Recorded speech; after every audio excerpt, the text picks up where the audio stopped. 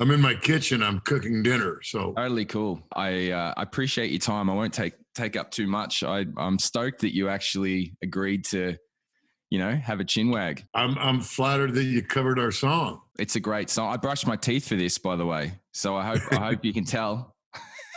Well, your mouth looks awfully clean. So that's good. Thank you. Yeah. I've been a huge fan for ages. I drive everyone crazy on the tour bus by just playing Huey Lewis and the News flat out. I sort of got the moniker of Patrick Bateman, There was so much good shit there to be able to, butcher. Well, you're sweet to say that. And you guys play great too. And I love your guitar solo in the thing. I think it's fantastic. Thanks, mate. Yeah, really good. Thank you very much. I mean, that means that I can quit now. Like, that's it. This is a career high for me. It's very good. I love it. How are you going anyway? How's the hearing? Well, not good. I mean, I'm okay today. Unfortunately, I can't hear music. Music's the hardest thing. The doctors have explained to me that music's 100 times harder to hear than speech, because even one note exists in all frequencies with overtones and harmonics and all that. Yeah. And so, when I hear a bunch of instruments together, it's cacophony for me. I can't find pitch. It's the weirdest thing in the world. But I have hearing aids, and I Bluetooth to my phone and television, and I have a little contraption that, so, with technology, I can get along. I just can't listen to music, which is... Well, I was going to say that our cover probably sounds better if you can't hear it. Oh, the cover. No, not at all. Not at all. It sounds good. I heard it. It sounds great. Oh, thanks. It's good. You guys killed it. You guys killed it. You got it great. It's great. I believe you guys are sort of genre mashers. Like you sort of, there's a lot of different genres in Huey Lewis and the News. And when you draw from a wide breadth of sources, you always get something interesting. There's a really crass version of that I heard from a drummer who said, "You shit what you eat." That's good. That's good. It's true though.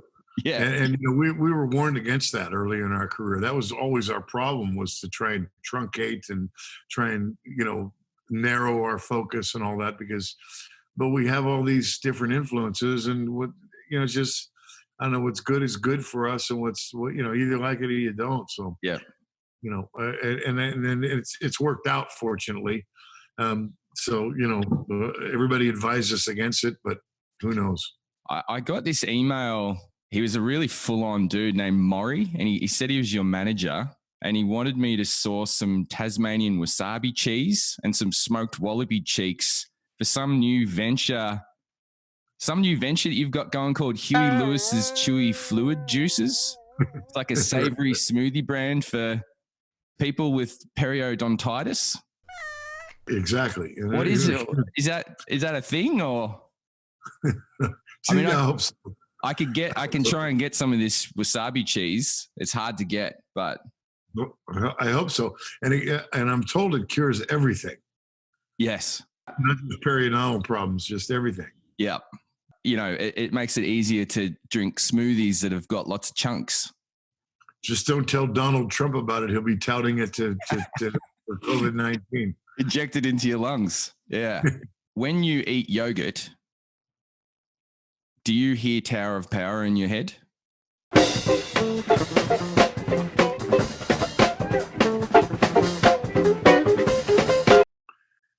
Do I hear Tower of Power in my head? Yeah, does Tower of Power play in your head every time you eat yogurt? No, but the two things are connected, as obviously you know. That's my day job was a natural foods company, and with my partner we sold yogurt, Nancy's yogurt, made by Sue Kesey, Ken Kesey's sister-in-law in Eugene, Oregon. And when we would load the truck at 4 or 5 o'clock in the morning, we played Back to Oakland from Tower of Power just over and over again. It's an awesome track. So in a way, yeah. Yeah, I was going to say, because doing that regularly, whether it imprinted in your brain, and like yogurt's got this, yeah, maybe not. I saw on Jimmy Kimmel, you talked about playing with an Aussie guitarist in Seville named Mike. Is that Darren's cousin Mike? Mangled bike? Did his head get caught in a Thrasher? Is that one? I don't know. Okay. I can't remember. There's not many Mikes in Australia. It could be anyone. Did Chris Hayes play the toilet seat guitar in the 2am club? Because it's quite a famous thing, that toilet seat guitar, isn't it? Yeah, it is. But he was a local guy called Charlie Deal. He's no longer with us, but he used to make those guitars. And by all accounts, they didn't sound very good, but they looked kind of funny. And he would sit in with all the local bands wearing the guitar. He never plugged in, but he would just sort of strum along. He was a bit of a character. Wow, that's awesome. This is a really important one. So given the choice, would you prefer a woolly bugger or a grizzly clink hammer? Man, you have done your homework, haven't you? I think I'm going to go with a grizzly. It's a dry fly, I think. You're grizzly. Yeah. And I'm a dry fly snob, actually. And a woolly bugger's a wet fly, so I'm going to go with the grizzly. Well, I was hoping you could talk to Maury or Maury. I don't know the pronunciation because I'm working on some R&D. I've got some prototypes. I've got a fucking Uncle Barnacle and another one made out of tough alfalfa, which is quite rare because you got to find an elf that farms alfalfa. There's plenty in California, but catch a lot of cows that way, actually. Yes. Yeah. There's actually a fly named after me called really? The Huey's downwing that's tied here in Montana. I live in Montana, and my one of my good friends is an expert fly tyer named Andy Carlson, and he's tied a fly called a Huey's downwing, which imitates a squalla bug, which is a very famous stone fly here in our valley. And it worked quite well, actually. Do you fish, do you eat what you catch, or is it sport, or because I notice it's mostly trout, isn't it? Is that the main? Yeah. Well, yeah, I also steelhead fish and I saltwater fish as well. I always fly fish. I'm only a fly fisherman, and I'm a bit of a snob, and we catch and release everything. We don't eat our fish. It's funny, the hobbies that, or passions that you find with musicians. A lot of metal guys are into snakes, which I don't know why you would be into snakes, but I like Lego personally. In our business, the outdoors makes a lot of sense. You get away from people. I mean, you get plenty of attention in our job.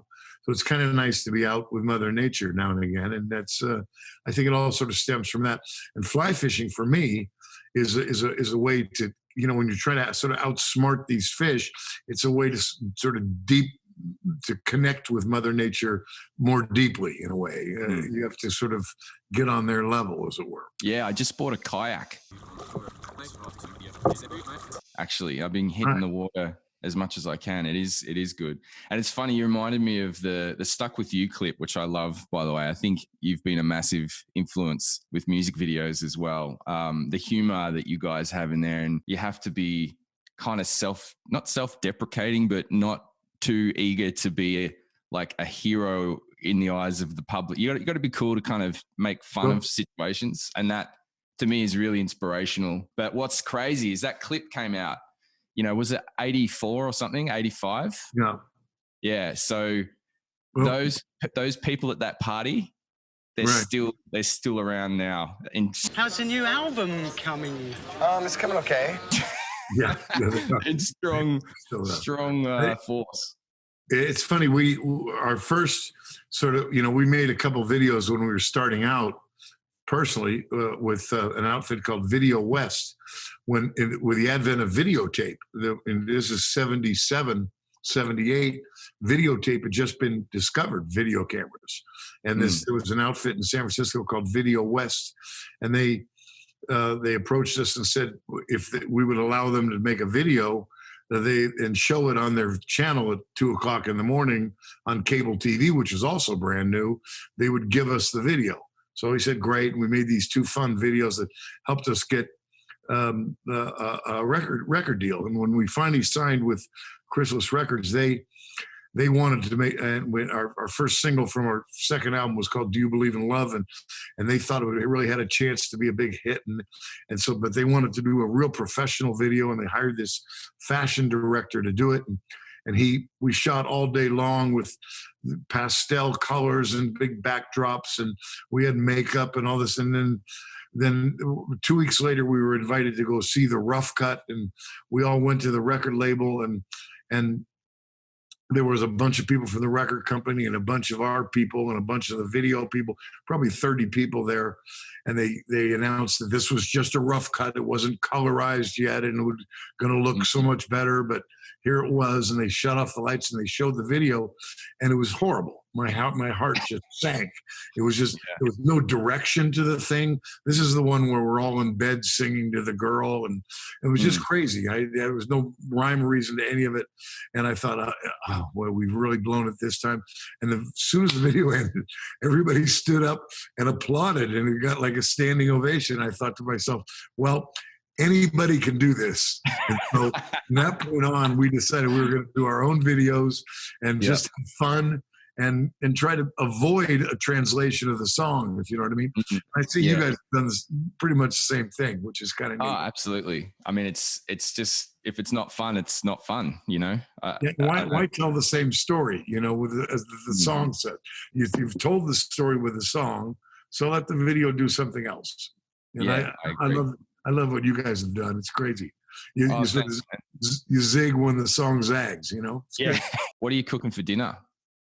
I'm cooking elk stroganoff tonight. Oh, wow. Is that local elk? It is. Do you get many bears there? Any who? Bears. Yeah, we get bear. Yeah, bear. Yeah. Can't understand. Bear. Yeah, bears. Yeah, we don't have a lot of bear. We have grizzly bears in the mountains, but not. Once in a while, you get a small black bear. Usually a cub that's been weaned and doesn't know where she is, but not a lot of bear in the valley. You probably get sick of talking about this, but did you see DMC are releasing new DeLoreans? Releasing what now? New DeLorean cars. Like no kidding. Are they really? Honestly, no. Yeah, right. yeah. I think 2020 there, unless it was a bullshit article, they're going to. I have to return some videotapes. You know, we lent them our song. I mean, they wanted to use our tune, which is fine. And I'd read the book. I'd read, and clearly, you know, Brett was a fan. I mean, he sort of got it all right. You like Huey Lewis in the news? They're okay. Their early work was a little too new wave for my taste. But when sports came out in '83, I think they really came into their own, commercially and artistically. And then they asked to use the tune, and we said sure, and they paid us for the song, and they used it. And then 2 weeks before the release of that song, or sort of 3 weeks before the release of the song, they said they wanted to do a soundtrack album. And how would we feel about that? And my manager called me. I was on the road, and I said, well, what's that album? What's going to be on the album? And they said, well, it'll have Hip to Be Square, and I think a Phil Collins tune, and then a bunch of Source music. I said, well, it's not a very good record, is it? I mean, is it fair to ask our fans to have to buy this record for the one song? And he said, well, yeah, you're right. It's not very good. Not a good idea. I said, do we have to do it? Is it part of the deal? He said, no. It's just, so I said, well, can we politely decline? He said, yeah. So we did. We said, no, thanks. And on the eve of the release of that film, they issued a press release that went worldwide, and it was everywhere here, you know, in USA Today, and that Huey Lewis had seen the movie, and it was so violent that he had pulled the tune from the soundtrack, which was complete bullshit. But they were trying to gin up attention for the film, you know. So you know, classic Hollywood stuff. And so I boycotted the film. I've never seen American Psycho for that reason. And wow. And when Funny or Die wanted to do something funny with us, they gave us a bunch of options, and this is the one I chose. You stupid bastard! But how did you have a lot of direction, or did you? I mean, the idiosyncrasies and the movement, like that little shuffle. The movie's so entertaining, most people probably don't listen to the message. Song's so catchy. Most people probably don't listen to. And the backwards walking, it was. The role almost went to Leo, but nobody could have brought that certain pathos and charisma to it, quite like Bale. A role he later recalled as Shada. He's been compared to Elvis Costello, but I think Huey has a far more bitter, cynical sense of humor. Just like you nailed the shit out of that. Like, how did you tackle that one? The guys at Funny or Die did that. They directed it. And what's really interesting about it is that the only person laughing during the whole shoot, which took, all day long to ape this scene, this Christian Bale scene, was me. Everybody else was serious as a heart attack. I mean, they were serious. I'd do the thing and then I would laugh and they go, well, we'd really like to do that again. That needs to be a little bit tighter. And it was hard work, to be honest. Yeah. Well, man, I laugh my head off every time I see that. It's absolutely brilliant. My son's actually, I think he might be a harmonica prodigy. Excellent. And I was wondering if, if I could show you a video and maybe you two could do a duet in the future, like maybe the 11th album, perhaps. Sure. Do you want to check it out? Just have a look. Just check out his skills, and you tell me what you think. Sure. This is one of his own compositions.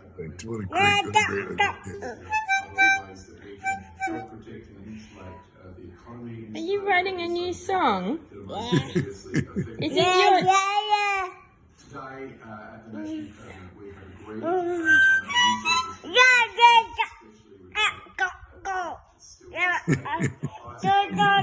So that one's called Yeah. Yeah.